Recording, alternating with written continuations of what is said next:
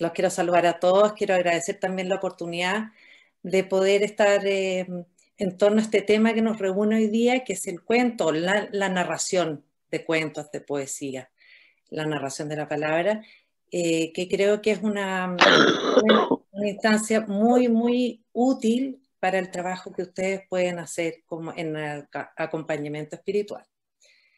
Y quiero comenzar con la idea de este pasaje del Antiguo Testamento que es Elías en el desierto.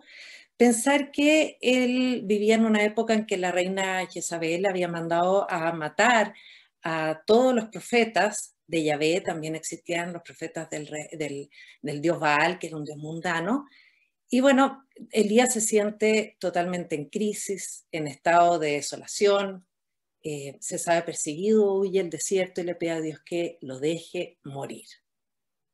Ya en el desierto es confortado por un ángel que le da el alimento de Dios y también le pide que cruce el desierto y que vaya al monte Horeb, donde se encontrará con Yahvé. Y ahí él espera encontrar a Dios en grandes cosas, y no está en la tormenta, no está en el temblor de la tierra, tampoco está en el fuego que abraza, sino que está en una suave brisa, un susurro. Y es aquí donde me quiero detener en dos ideas. En la idea de la situación de crisis, que el hombre tiende a replegarse y Dios le encarga la fuerza para transmitir la verdad y, y transmitir lo verdadero. Nosotros muchas veces hemos estado en crisis y me quiero detener en esta idea de que el cuento es una forma de transmitir lo verdadero. ¿Ah? Y es esta forma de resguardar un tesoro y traspasárselo a las generaciones venideras, traspasar la cultura.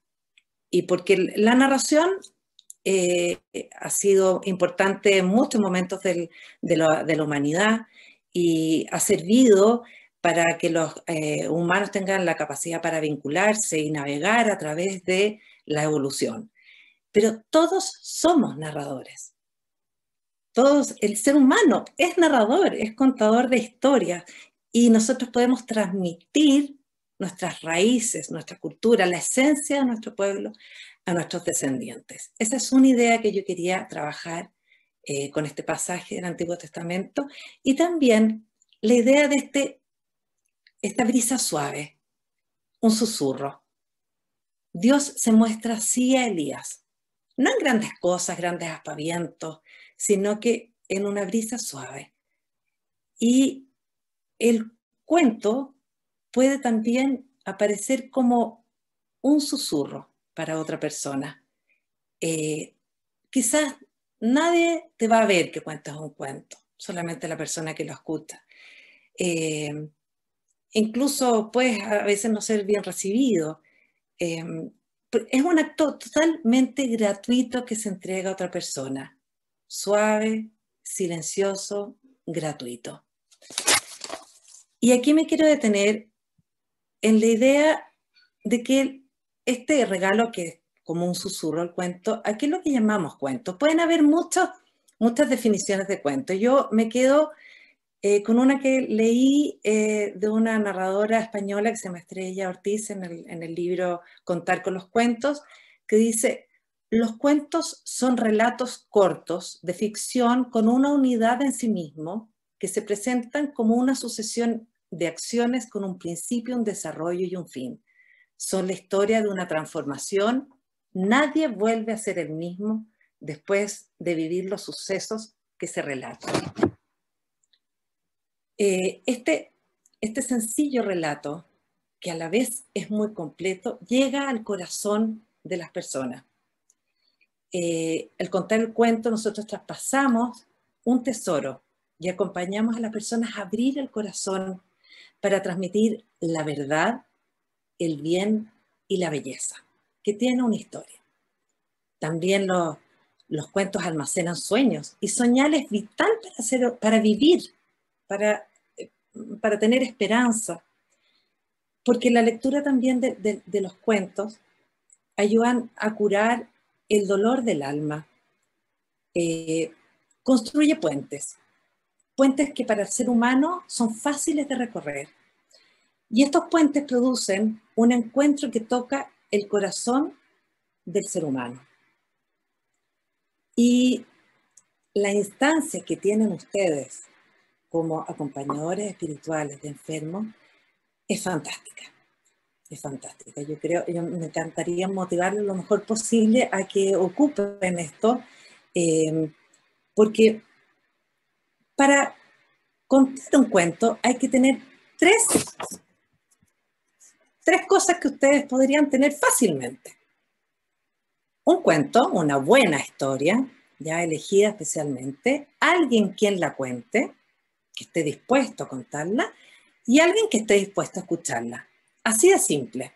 También podríamos tener una audiencia muy grande, pero si tenemos estos tres elementos, ya podemos traspasar este tesoro. Se puede leer, se puede narrar, se puede recitar, cantar, pero contar un cuento es un regalo.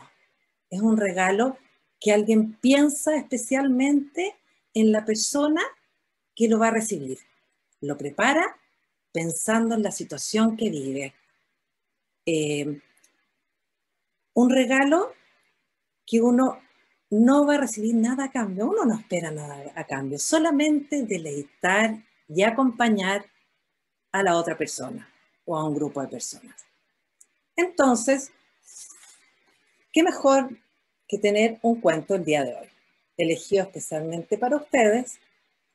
Este es un cuento que se llama La obra maestra de Sofía, que se los tengo como regalo para que disfruten. Es un cuento que a mí me ha gustado leerlo, pero al analizarlo me di cuenta que tenía distintas lecturas, distintos niveles de lectura.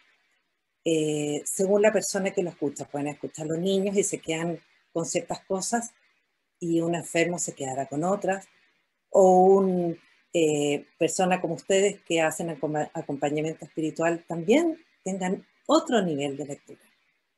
Y yo se los tengo de regalo hoy día. Ha sido escrito por Eileen Spinelli e ilustrado por Jen Deere. La obra maestra de Sofía.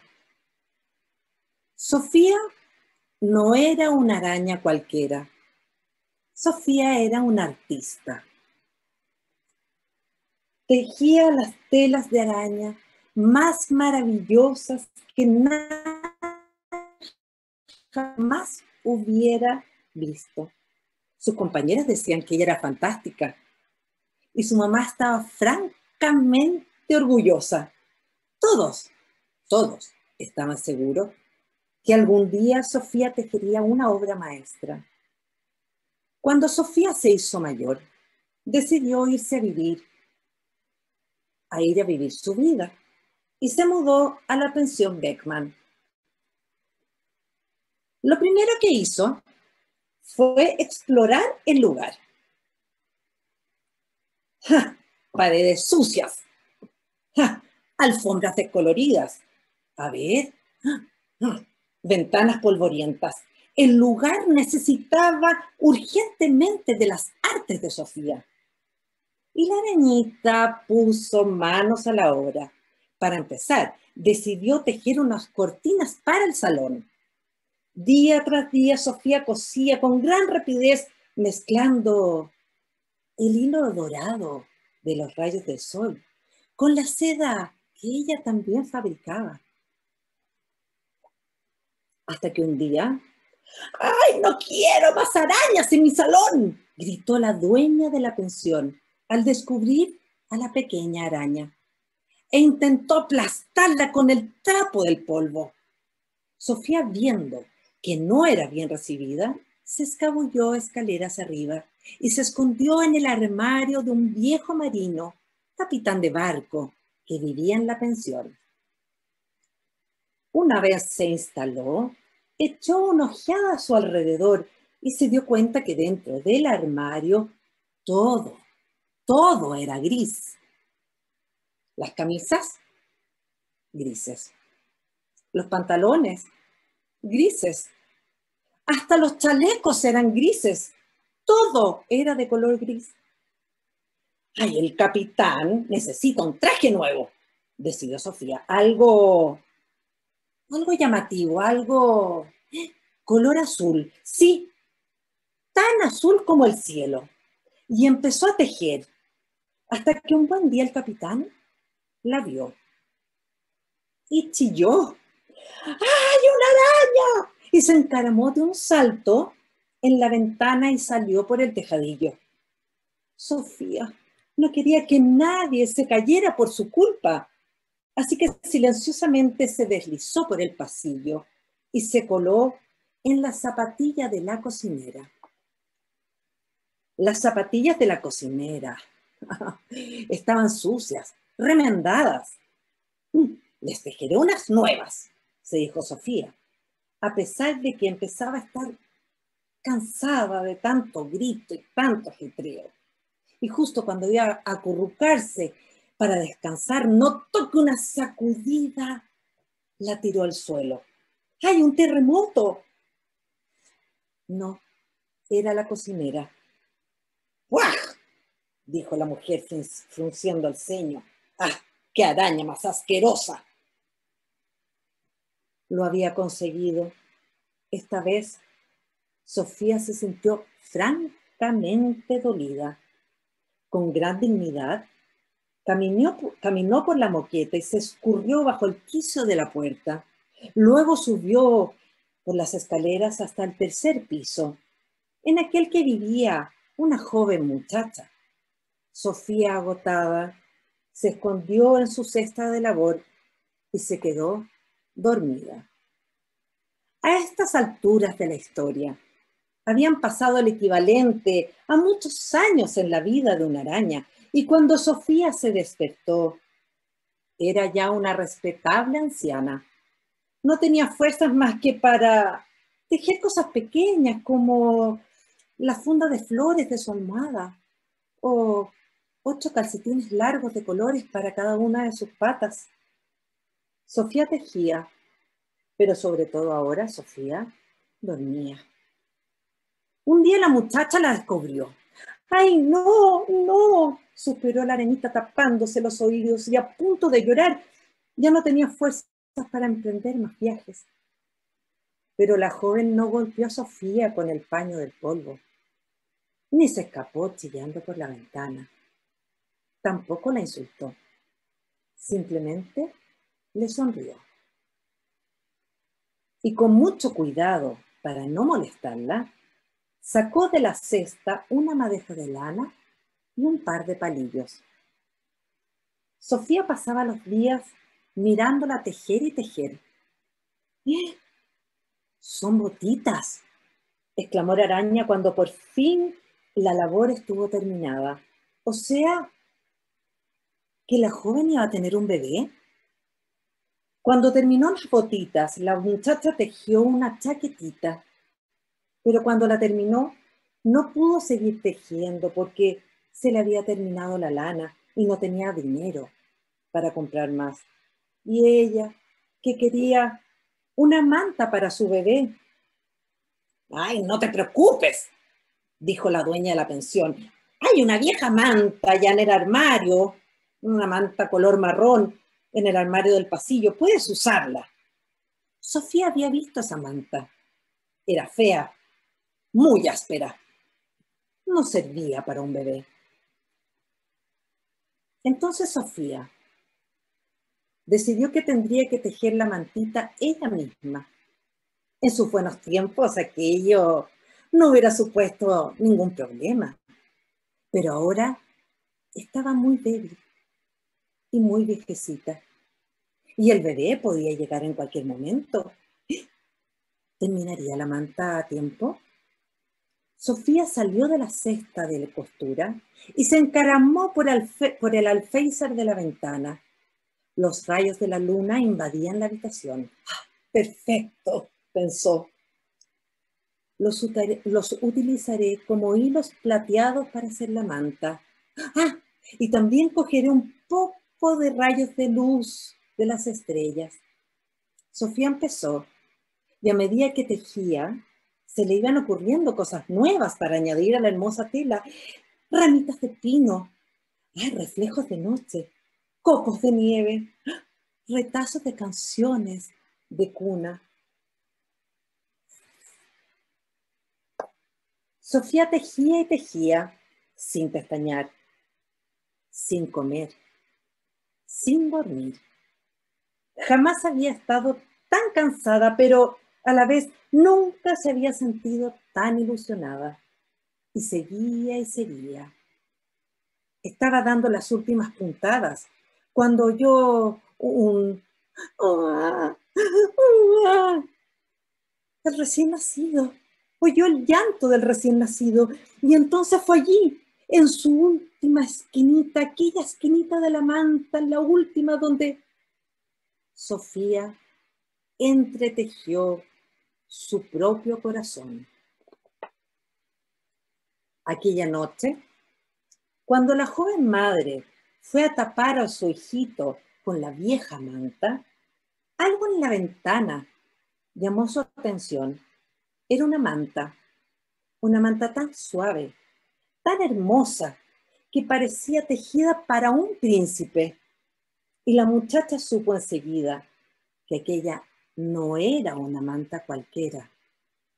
Maravillada, la colocó sobre el bebé que dormía y se acostó apoyando la mano sobre la obra de Sofía, su última obra, que era en verdad una obra maestra. Y así la arañita su obra terminó. Poco a poco entretejió su corazón. Quizás conozcas a otras arañas en tu casa, pero ninguna que haya hecho esta hazaña. Guarda este cuento en tu corazón para que más adelante se lo cuentes a otros con mucho amor.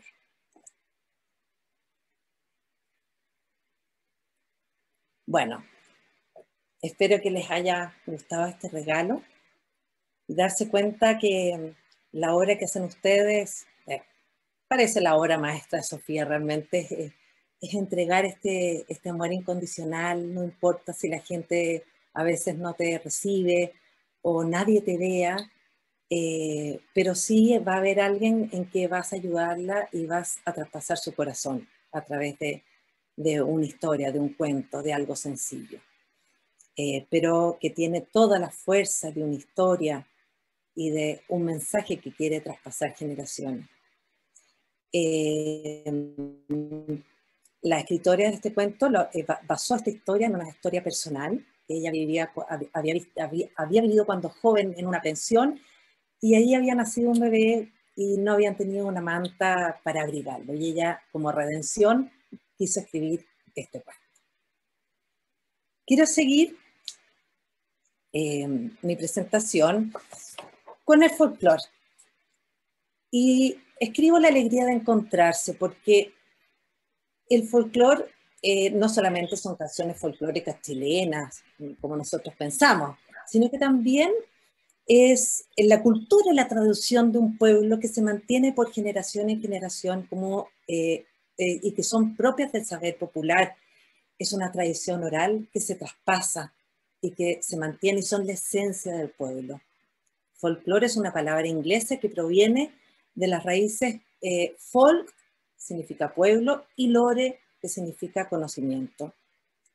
Es un saber popular que une generaciones en forma alegre, que recorren la vida pasada y quieren transportarla también a sus nuevos descendientes. Y por eso es en forma transversal. A cualquier edad se puede cantar las canciones, contar cuentos de nunca acabar, adivinanzas.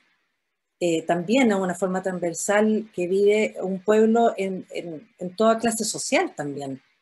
Y por lo tanto es un tesoro que hay que resguardar. ayuda a recordar con nostalgia y alegría las vivencias pasadas, compartirlas con alguien o traspasarlas. Y hoy día tenemos una invitada muy especial que no pudo estar hoy día, la tenemos invitada porque nos mandó una cápsula y que se llama Verónica Herrera y que ella es recopiladora de folclore infantil y ella también me transmitió una cosa que dijo el Papa Juan Pablo II cuando vino a Chile, que dijo: es vuestro deber transmitir vuestra cultura a las generaciones, enriqueciendo de este modo a toda la nación chilena con vuestros valores bien conocidos: el amor a la tierra, el indómito amor a la libertad y la unidad de nuestras familias. Verónica Herrera también forma parte de esta agrupación de la Casa Cuento y tiene varios libros sobre folclore infantil que son una buena herramienta para poder trabajar con niños, con otras personas que quieran recibir este tipo de cultura. Hola queridos todos, encantada de estar aquí junto a ustedes para compartir algunas experiencias en torno al folclore. Aquella ciencia de la sabiduría popular. Sabiduría popular que estoy segura todos ustedes tienen guardadito en el alma y acá, en la cabeza. ¿Sí? Porque esta ciencia se nos ha sido transmitida de generación en generación. Y precisamente eso es lo que traigo hoy día. Demuestra solamente algunos recursos, porque estoy segura que ustedes, cuando se sientan interpretados por estos hechos, van a abrir esa caja de Pandora que tenemos todos los seres humanos a partir de esta sabiduría popular, cuya primera encuentro es precisamente con una canción. Una canción que nos lleva a recordar cuando éramos guagua, cuando estábamos incluso en la guatita de la mamá y cantaban así. Arrorró mi niño, arrorró mi amor, duerme de pedazo de mi corazón. Arrorró, arrorró. Y allí también aparecen los primeros versos, las primeras poesías, cuando nos dicen: este niño lindo no quiere dormir, quiere que le traigan flores del jardín. San José lavaba, la Virgen tendía y el niño lloraba del frío que hacía. Y seguimos nosotros, ¿no es cierto?, caminando en este transitar a través de nuestra cultura tradicional. Y ya vimos las canciones de cuna y algunos versos. Y de pronto aparecen también aquel juego que uno dice: adivina, buen adivinador. ¿Sí? Esos juegos de ingenio, donde hay que tratar de llegar a una respuesta, un enigma que hay que resolver, como por ejemplo aquel que dice: ¡ay! Blanco es, la gallina lo pone, con aceite se fríe y con pan se come. Precisamente, el huevo. El exquisito huevo, que podemos comerlo revuelto, frito o duro, ¿no es cierto? Y esa gallina, que también muchas veces tiene un verso, unos que se llaman cuentas. Y nosotros aprovechamos para, por ejemplo, elegir a alguien para que nos cuente un cuento, para que nos cante una canción o para que adivine buen adivinador. Y dice así: la gallina Francolina puso un huevo en la cocina. Puso 1, puso 2, puso 3, puso 4, puso 5, puso 6, puso 7, puso 8. Dicen ay, que puso hasta un pan de bizcocho. ¿Qué les parece?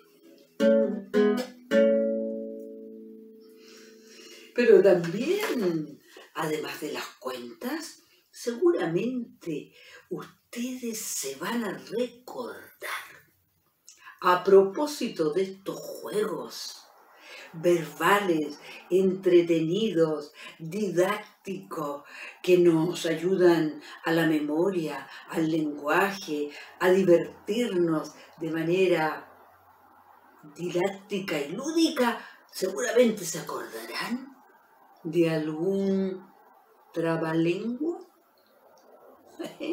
esos versos que debemos decir sin que se nos trabe la lengua, y que además debemos recurrir a nuestra memoria, sí, por supuesto, porque si no lo decimos bien, el trabalengua no resulta. Y vamos a partir con uno simple, como aquel que dice así: Paco, Paco, poco, poco, tú no sabes, yo tampoco. Yo creo que ustedes sí saben, y muchos, y yo también me sé varios otros, como por ejemplo ese que dice así: estaba la gallina pinta, piririca, piriblanca, rubia y titiblanca. Tenía unos pollitos pintos, piririnco, piriblanco, rubio y titiblanco. O aquel R con R cigarro, R con R carril, rápido ruedan los carros cargados de azúcar del ferrocarril.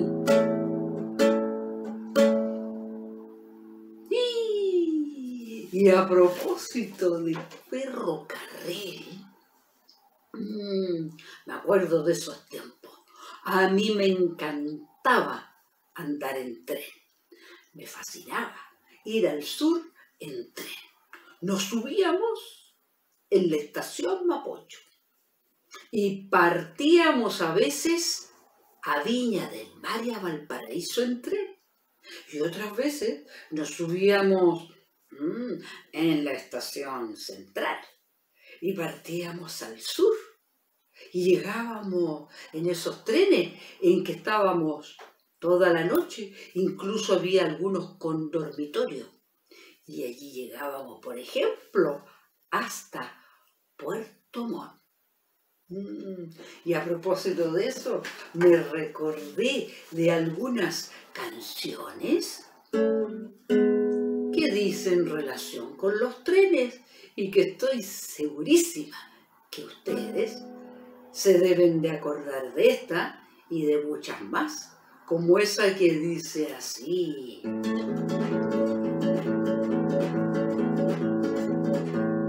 andar en tren es de lo mejor, se tira el cordel y se para el tren. El inspector luego vendrá y mandará detener el tren. Andar en tren es de lo mejor, se tira el cordel y se para el tren. El inspector luego vendrá y mandará detener el tren.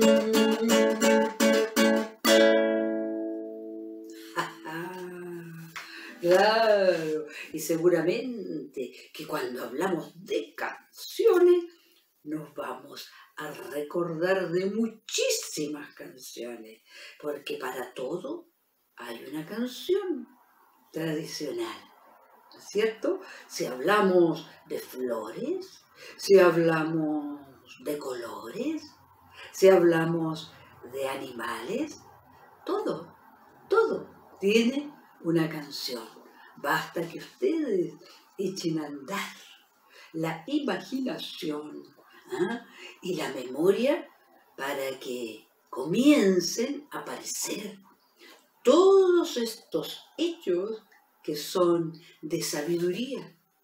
Y díganme ustedes, ¿no es acaso súper sabio lo que dicen, por ejemplo, los refranes?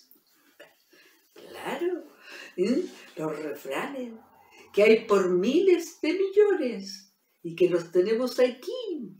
Y entonces, cuando empezamos a recordar, empiezan a salir uno detrás de otro, y que son el reflejo, ¿no es cierto?, de una sabiduría, porque los refranes son una enseñanza didáctica, filosófica de la vida, como aquel que dice,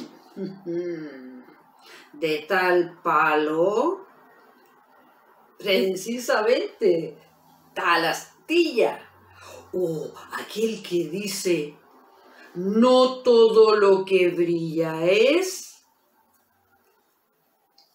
oro, ustedes lo han dicho.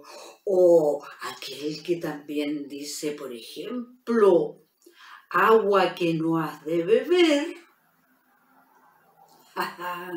déjala correr. Y así van apareciendo muchísimos, estoy segura, de esta caja de Pandora, miles, pero de miles, de miles, de miles de refranes. Y no solamente refranes, también, como les decía, las canciones tradicionales, que algunas tienen ritmo de algunas danzas, como por ejemplo las danzas llamadas vals, que tanto nos gustan y nos gustaban bailar. Todos hemos bailado alguna vez algún vals, y eso me recuerda, por ejemplo, una canción que tiene ese ritmo y que dice así.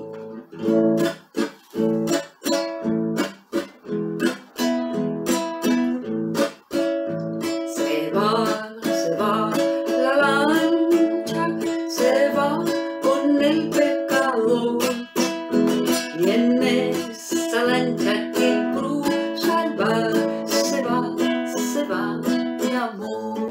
Me levanto tempranito y me voy derecho a la mar, a preguntarle a las olas si es que lo vieron pasar. Se va la lancha, se va con el pescado.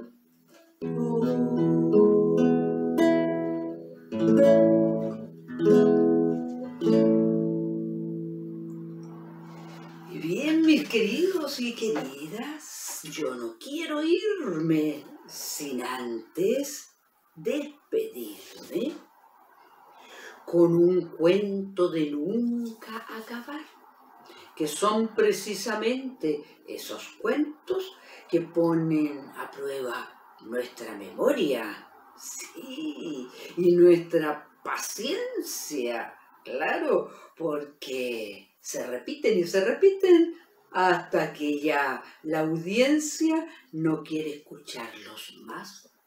Como aquel que dice, Había una vez un rey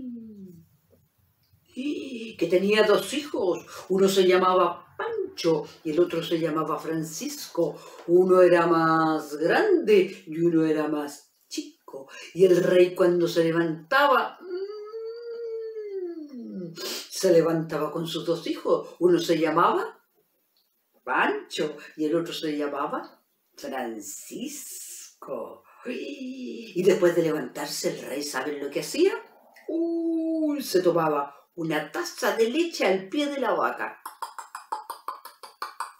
Y lo hacía con sus 2 hijos. Uno se llamaba, claro, Pancho. Otro se llamaba, ¡ay, qué bien!, Francisco. Uno era más alto y uno era más chico. Y así sigue este cuento de nunca acabar. Así que espero haber abierto esa caja de Pandora y que nos podamos seguir encontrando y recordando todo este saber maravilloso que tienen ustedes y que tenemos todos. Y que proviene, ¿no es cierto?, de nuestro folclore. Y me voy a despedir con un matutín, que son los versos, ¿no es cierto?, con los que se finalizan los cuentos. Y dice así. Y este fue el cuento hoy de la María Sarmiento, que se subió al tejado y lo llevó el viento. Cuando lo vuelva a encontrar, se lo vuelvo a contar. Un abrazo y un saludo grande y felicitaciones al voluntariado y a todos los que en ello están de Rafa. Muchas gracias. Será hasta otra ocasión. Espero que les haya gustado la presentación de Verónica Herrera, magnífica. Ella ha dedicado su vida a recopilar el folclore y tiene varios libros. Bueno, para no demorarnos más, seguimos al otro tema muy importante y sobre todo atingente al área en que ustedes trabajan, y es el tema del viaje, el viajar con palabras que sanan, porque yo soy una convencida de que cada cuento contado, cada cuento escuchado nos hace vivir en un mundo más grande. Al escuchar un cuento podemos perdernos en sus caminos, quedarnos con cualquiera de sus personajes, por ejemplo, volar con un águila sobre cordilleras y de las quebradas, o en un escondrijo de un duende, o también en el dolor de un niño, o navegar con un marinero sobre aguas turbulentas, llegando a lugares inexplorados. Y con ellos podemos vivir y dejar que la historia avance y nosotros permanecer y escondernos, desviarnos, seguir más allá, salir del lugar cuando queramos, regresar cuando lo necesitemos. Y aquí les quiero contar una anécdota de un narrador colombiano que se llama Daniel Hernández, que él va a contar cuentos a cárceles. Bueno, llegó a una cárcel de hombres y encontró a todos los hombres en un patio, silencio absoluto, él un poco incómodo, así que comenzó su cuento, prosiguió, silencio absoluto, y cuando terminó, bueno, no sabía cómo terminar y dio las gracias. Y uno de los reos le dijo lo siguiente: gracias a ti, porque con tus cuentos pudimos salir un rato de este lugar. ¿A dónde fueron estos hombres?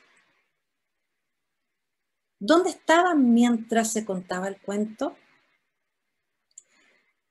De seguro que no estaban ahí. En su corazón habían viajado con este cuento. Este cuento que ayuda a ensanchar los límites de lo posible, porque el hombre ha necesitado la ficción durante toda su vida, para vivir, para que el mundo sea más grande, para ser más libre. Y este aspecto cobra especial relevancia en el trabajo de ustedes. Escucharle un cuento da la posibilidad de evadirse sanamente. Por un momento ensancha los límites de lo posible, hace nuestro mundo más grande, puede ser bálsamo que cura dolores, aire fresco en la sala de un hospital. También recordar anécdotas, o quizá dar comienzo a una conversación con alguien. Todo esto es lo que nosotros les queremos transmitir y motivar para que los cuentos, ya sea narrados, leídos, cantados, recitados, puedan ser un instrumento para entregar amor, para que sirva como bálsamo, para evadirse sanamente, digamos, a los enfermos. Espero que les haya gustado la presentación y yo creo que, no sé, Bernardita, no sé, tenemos minutos para juntarnos en torno a las preguntas, la reflexión.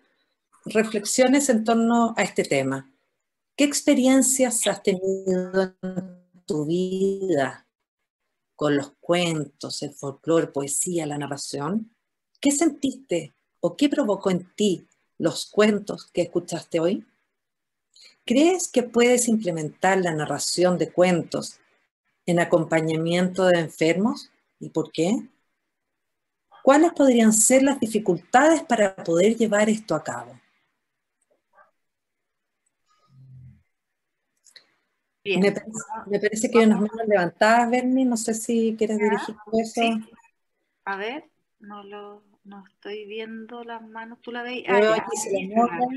Ya, vamos a... ¿Gisela? ¿Sí? Sí. Hola, buenas noches. Muchas gracias a nuestras narradoras de cuentos, lo encontré maravilloso.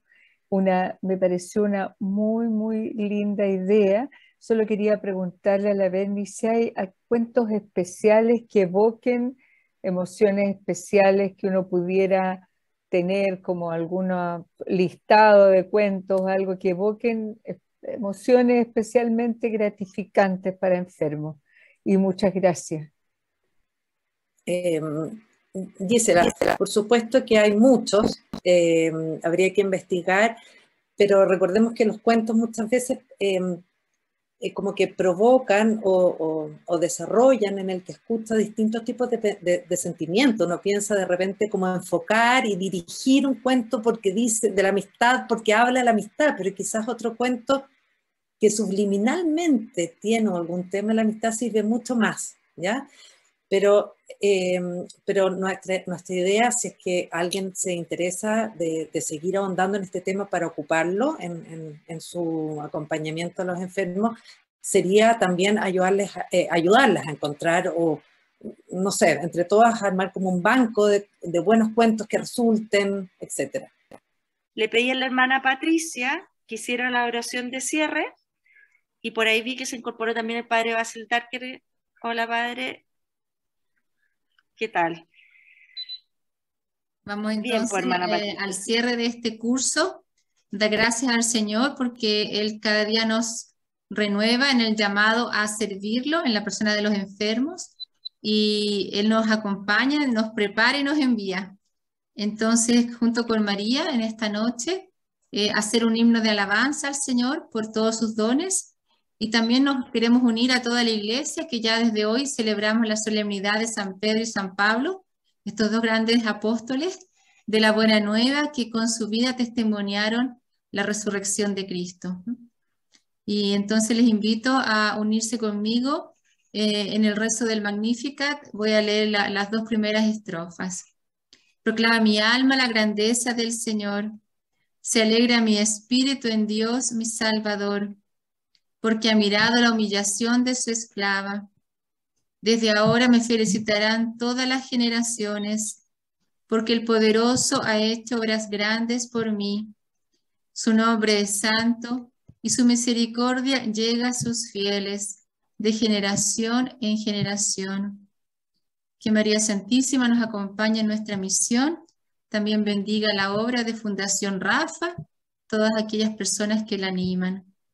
Dios te salve María, llena eres de gracia, el Señor es contigo. Bendita eres entre todas las mujeres.